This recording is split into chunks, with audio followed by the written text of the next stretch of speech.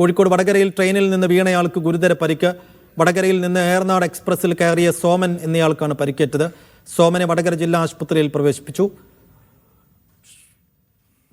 ഞാൻ മണ്ണ് ഇങ്ങനെ കൊണ്ടുവരുമ്പോൾ ഇയാൾ രക്തമൊഴിച്ചുകൊണ്ട് പിന്നെ ഇങ്ങോട്ടേക്ക് ഈ റെയിലുമായിട്ട് 200 മീറ്റർ അകലുണ്ട്.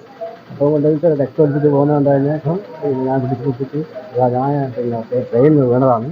എനിക്ക് ആരോടും പറയരുത്, എനിക്കൊരു വണ്ടി വിളിച്ചതാണ്.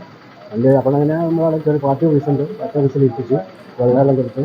പിന്നെ അപ്പോൾ അവിടെ പാർട്ടി ഉണ്ടായിരുന്ന സഖാവിന് പിന്നെ അവിടെ ലോക്കൽ കമ്മിറ്റി ഇതിൽ അങ്ങനെ വിളിച്ചു പറഞ്ഞു. അപ്പോൾ അങ്ങനെ ഇവിടെ എത്തിച്ചു. ഷബീർ അമർ ചേരുന്നു. ഷബീർ, എന്താണ് ഉണ്ടായത്?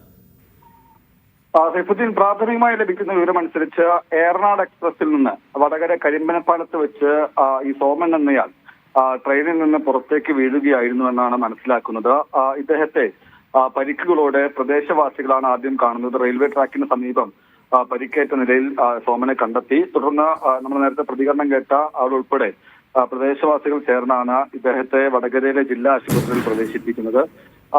ഇദ്ദേഹം അവരോട് പറഞ്ഞത് ട്രെയിനിൽ നിന്ന് വീഴുകയായിരുന്നു, വടകരയിൽ നിന്ന് കരുനാഗപ്പള്ളിയിലേക്ക് പോവുകയായിരുന്നു എന്നാണ് ഇദ്ദേഹം ഈ രക്ഷപ്പെടുത്തിയവരോട് പറഞ്ഞത്. തലയ്ക്കും കൈക്കുമാണ് പരിക്കേറ്റിട്ടുള്ളത്. ഇദ്ദേഹം ഇപ്പോഴും ചികിത്സയിൽ തുടരുകയാണ്. ശരി ഷബീർ.